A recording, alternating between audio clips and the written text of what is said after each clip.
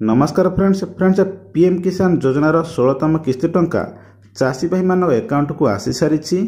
PM किसान योजनार official website रे पीएम किसान योजनार 16तम किस्ती टंका रिलीज को नहीं जो डेट रही से डेट मुताबक 28 फेब्रुआरी 2024 दिन 4टा बेले पीएम मोदी पीएम किसान योजनार 16तम किस्ती टंका चाषी भाई मान अकाउंट को डायरेक्टली ट्रांसफर कर देइछंती।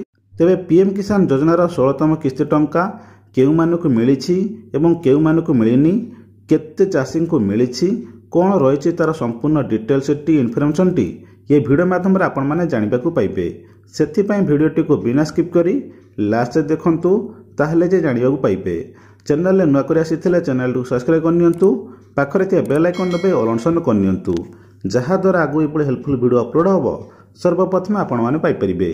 फ्रेंड्स पीएम किसान योजनार 16तम किस्ती टंका पीएम मोदी 9 करोड़ पीएम किसान योजना चाषी को 2000 टंका लेखाए डायरेक्ट बैंक अकाउंट को ट्रांसफर कर देइछंती। एथिरे 21,000 कोटी टंका खर्च होईछि। पीएम किसान योजनार चाषी भाई मान अकाउंट को टंका आसी सारी। आपणकर टंका आसीछि कि नहीं आपण माने चेक करी देखंतु। जदि आसीछि आपण माने कमेंट माध्यम रे जणांतु। जदि आसीनी कोन पई आसीनी ना जेउ माने पीएम किसान योजनार ई-केवाईसी करि नाहंती, ई-केवाईसी पीएम किसान योजनार मैंडेटरी रहिछि। आगुरु आपण मानकु बारंबार कहिछि। ताहा सहित आपण पीएम किसान योजनार जाकि मोदी से भी बारंबार कहउचंती जेउ माने पीएम किसान योजना रे ई-केवाईसी करंतु। पीएम किसान योजनार ऑफिशियल वेबसाइट सहित ई-केवाईसी करबा सहित आपणक बैंक अकाउंट रे ई-केवाईसी करबा पड़िबो। ताहले जे आपण माने पीएम किसान योजनार किस्ती पाई परिबे। जो भाई माने पीएम किसान योजनार ऑलरेडी 13तम 14तम किस्ती 15तम किस्ती पाइथिले सेमानकर ई-केवाईसी रहिछि।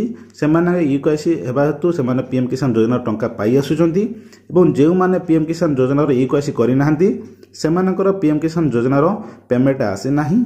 एवं जो माने पीएम किसान योजनार ई-केवाईसी कंप्लीट करथिले एवं पूर्वरु किस्ती पाई आसुथिले सेमाने आपणक बैंक अकाउंट चेक करंतु। ऑलरेडी आपणको बैंक अकाउंट रे टंका ट्रांसफर होई सारिछि एवं ए देखंतु मेसेज भी आसी जाइछि। ऑलरेडी आपण माने देखि परुथुबे मेसेज आसी। जदि मेसेज आपण मानकर आसेनी आपण माने चेक करनियंतु आपण मन बैंक अकाउंट को ऑलरेडी टंका रिलीज होई जाछि। एवं जो मानकर आसे नाही सेमाने तुरंत ई-केवाईसी करिनियंतु। निजर बैंक अकाउंट रे ई-केवाईसी करबा सहित पीएम किसान योजना रे ई-केवाईसी करंतु। एवं जदि लैंड सेंडिंग रहिछि लैंड सेंडिंग एस करांतु। आधार ई-केवाईसी करिवा पय अति सहज। आपण मानक मोबाइल रे निज आधार नंबर देबे। आधार नंबर देकी एक ओटीपी आसीबो। से ओटीपी सबमिट करला पर आपण मन ई-केवाईसी कंप्लीट होई जिवो। तो ए प्रोसेस रे आपण माने करि परिबे। तो फ्रेंड्स पीएम किसान योजनार 15तम किस्ती अपेक्षा 16तम किस्तीर जहाँकि चाषी मानकर नंबर वृद्धि होईछि।